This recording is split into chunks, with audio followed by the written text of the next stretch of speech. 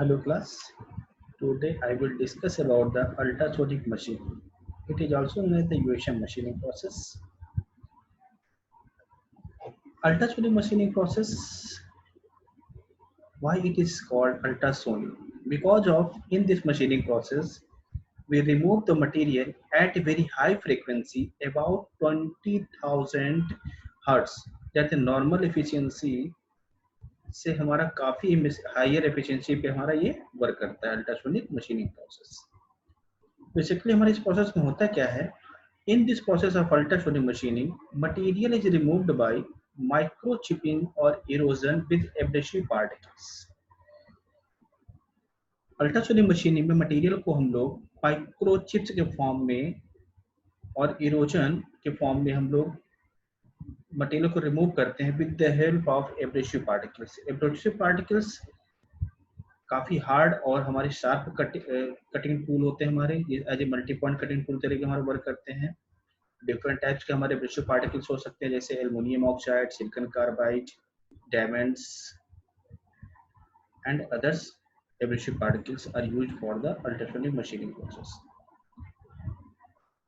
In USM process, metal cutting in ultrasonic machining process, abrasive contained in a slurry. Slurry, that means a liquid medium where the small particles of abrasive particles are insert a liquid medium, are driven at a high velocity against the workpiece by a tool. It is also known as vibrating tool at low amplitude, about 25.4 micron meter, या 0.001 inch, with high frequency about 20,000 hertz. तो क्या हमारा है यहाँ पे जो हम लोग कटिंग टूल यूज होगा वो एक हमारा क्या होता है, एज ए वाइब्रेटिंग टूल तरह होता है, जिसको हमारी high frequency about 20,000 hertz efficiency के साथ वाइब्रेट करता है। और यहाँ पे हमारा जो टूल बना होगा बहुत ही सॉफ्ट मटेरियल का बना होता है with respect to work piece. और वर्क पीस हमारी कैसे होगी, बहुत ही हार्ड, वेरी हार्ड और ब्रिटल मटेरियल की हमारी वर्क पीस होगी, जिसमें हमारा हाई फ्रीक्वेंसी के साथ हमारा कटिंग टूल वाइब्रेट करेगा। और वहाँ पे एक मिनिमम गैप होगा कटिंग टूल और वर्क पीस के बीच में, जहाँ पे हम लोग नोजल को थ्रू हाई वेलोसिटी के साथ अपने एब्रेसिव स्लरी को सेंड करेंगे। इससे हमारा क्या होगा, उस टूल के रिस्पेक्ट हमारा कटिंग टूल के रिस्पेक्ट हमारा क्या एब्रेसिव स्लरी है, जिससे हमारा मटेरियल इरोड होगा, ये बहुत ही फाइन पार्टिकल्स या डस्ट के form. The tool forces the abrasive grit in the gap between the tool and the workpiece to impact normally and successfully on the work surface. तो जो हमारा जो कटिंग टूल होगा वो एब्रेसिव स्लरी को उस मिनिमम गैप के में क्या करेगा, इम्पैक्ट कराएगा और सक्सेसफुली हमारा क्या करेगा, वर्क पीस में मटेरियल को वहां से इरोड करेगा। दैट मीन मशीनिंग करेगा उस मशीनिंग जोन में। बहुत ही हमारा मिनिमम गैप होता है अबाउट 0.001 इंच या 25.4 माइक्रोन मीटर। इस गैप को ऑटोमेटिक हमारा चेंज करता है through the servo system. During one strike the tool moves down from its upper remote position with a starting speed at 0, then speed it up to finally reach a maximum speed at the mean position.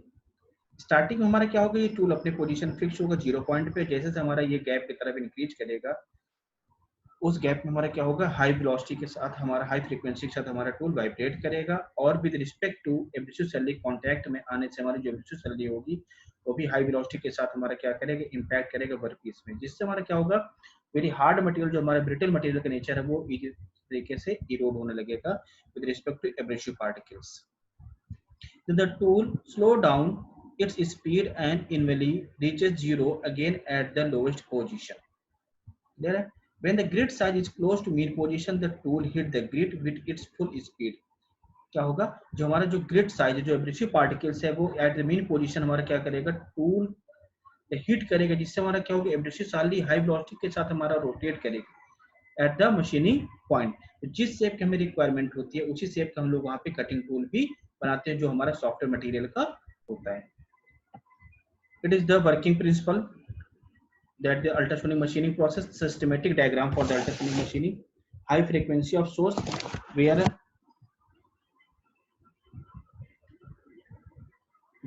we apply a high electrical energy, where high electrical energy provided to the transducer, electric transducer, electromagnetic transducer, which convert to the electrical energy into mechanical energy in the form of very high frequency. ठीक है, it is the connecting body where the cutting tool is connected, and it is the workpiece. It is a minimum gap between the workpiece and cutting tool where the abrasive soldi are sent by the nozzle at the minimum gap about 0.001 inch or 0.25 micron meter, where the at this point the cutting tool which are made by softer material at rotate very high frequency about 20,000 hertz की efficiency से हमारे यहाँ पे rotate करेगा, जिससे हमारा क्या होगा, एब्रेसिव सॉलिड इस पॉइंट के इस टूल के कांटेक्ट में आएगी, इससे हमारा क्या होगा, हाई वेलोसिटी के साथ हमारे एब्रेसिव पार्टिकल वर्क पे सरफेस पे इंपैक्ट करेगी, जिससे हमारा क्या होगा, हार्ड मटेरियल इरोड होना यहाँ से स्टार्ट हो जाएगा। This is a continuous process, जिससे हमारा क्या होगा, जो एब्रेसिव सॉलिड है वो पंप के थ्रू हमारा क्या करेगा, फिर से दोबारा से नोजल में आ जाएगी after the filtering. High frequency के साथ हमारा वर्क कर रहा है, तो यहाँ पे हमारा एक फिक्सर भी अटैच करेंगे वर्क पीस से, जिससे हमारा अपने पोजीशन पे ये वर्क पीस हमारा फिक्स रहे। That is the basic component of high frequency source. ठीक है, इससे हम लोग जनरेटर बोलते हैं, जो हमारा क्या करेगा, इलेक्ट्रिकल एनर्जी जो हमारी है वो लो फ्रीक्वेंसी को हाई फ्रीक्वेंसी में कन्वर्ट करेगा। ट्रांसड्यूसर, इलेक्ट्रिक मैग्नेटिक ट्रांसड्यूसर लगा होता है जो हमारा इलेक्ट्रिकल एनर्जी को मैकेनिकल एनर्जी में कन्वर्ट करेगा। This is the connecting body, जहाँ पे हम लोग कटिंग टूल को कनेक्ट करते हैं, और हमारा टूल कैसे बना होगा, सॉफ्टवेयर मटेरियल का बना होगा। देन हमारा क्या होगा, एक एक्चुअली हमारा पूरा कंटेनर के अंदर पूरा वर्क होता है, और नोजल थ्रू हम लोग, नोजल और पंप थ्रू हम लोग क्या करेंगे, लगातार कॉन्टिन्यूअस हम लोग यहाँ पे जो मशीनिंग एरिया बहुत ही हमारे स्मॉल जोन होता है, मशीनिंग जोन, वहाँ पे हम लोग हाई वेलोसिटी के साथ अपने एब्रेसिव सैलरी को सेंड करेंगे, जिससे हमारा क्या होगा, इस टूल के रिस्पेक्ट में आके हमारे एब्रेसिव सैलरी हाई वेलोसिटी के साथ मूव करेगी, इंपैक्ट करेगी कहाँ पे, इस वर्कपीस सरफेस में, और जिस शेप के हमारा टूल की डिजाइन होगी, शेप हमारे यहाँ पे वर्कपीस में मशीनिंग हो जाएगी। ये लगातार हमारी एब्रेसिव सैलरी हम लोग यहाँ पे पंप के थ्रू हम लोग रिसाइकिल करते रहते हैं, फिल्टर से जितने हमारे इम्प्योरिटी जो उसको हम लोग रिड्यूस करके हम लोग यहाँ पे लगातार कॉन्टिन्यूअस मशीनिंग जो एब्रेसिव सैलरी को सेंड करते हैं। It is the line diagram of transducer, that is the feed rate. Feed that means क्या है कि हम लोग टूल को एक मिनिमम गैप मेंटेन करेंगे वर्कपीस और टूल के बीच में with the help of servo system, that automatic वो सेंस गैप कर लेता है कितना हमारे इस पोजीशन पे हमारा गैप की रिक्वायरमेंट है। Transducer which convert to the mechanical energy, electrical energy into mechanical energy. Is the cone type का हमारा क्या होगा, एक सॉफ्टवेयर टूल मटेरियल लगा होगा, ठीक है, जिससे हमारी कनेक्टिंग बॉडी होगी, जिससे हमारे कटिंग टूल अटैच होगा। ठीक, it is the tank where the abrasive slurry and workpiece and fixer are attached. ठीक, here we use a pump, ठीक है, for pumping of the abrasive slurry. ठीक, after the filtering of abrasive slurry we impact with the help of nozzle it with a very high velocity at the machining area where the cutting tool vibrate at very high frequency at low amplitude। ठीक, then हमारा क्या abrasive salary इस workpiece के respect में आके material को इरोड करेगा। ठीक, तो कौन कौन से डिवाइस हमारे पे आ रहे हैं, ट्रांसड्यूसर, टूल कोन दैट में कनेक्टिंग बॉडी, इसको टूल कनेक्ट करने के लिए एक टैंक होगा, उस टैंक के नीचे फिक्सर लगा होगा कि हाई फ्रीक्वेंसी से हमारा टूल वाइब्रेट कर रहा है, तो इसको फिक्स होना मस्ट है, अदरवाइज हमारे क्या होगा, प्रॉपर तरीके से मशीनिंग नहीं हो पाएगी, जिस पोजीशन में मशीनिंग की रिक्वायरमेंट है वहां पे पोजीशनिंग पे हमारी मशीनिंग नहीं हो पाएगी। Abrasive salary, pump and the nozzle.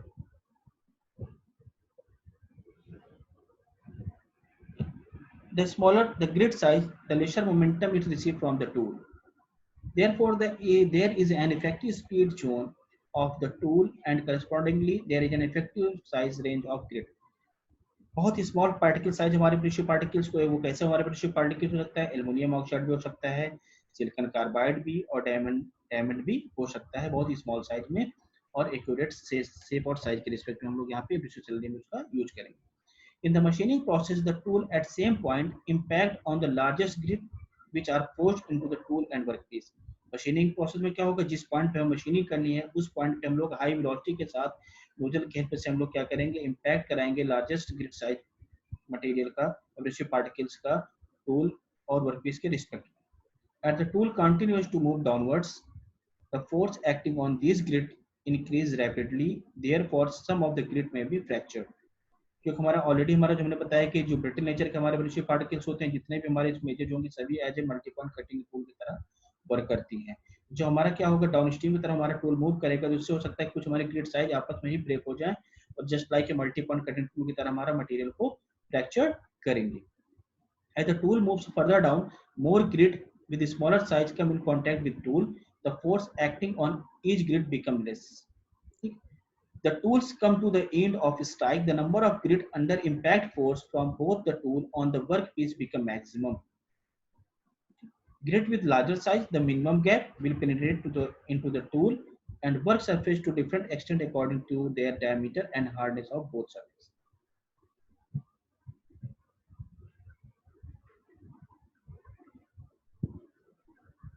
Advantage के पहले हम लोग कुछ बात करेंगे उसके कंपोनेंट्स की, स्पेशली हम लोग जो बात करते हैं प्रोसेस डिटेल ऑफ यूएसएम में, that is abrasive slurry. Abrasive slurry हमारा क्या होता है, contains a very hard particle such as aluminium oxide, silicon carbide और डायमंड्स, ठीक है।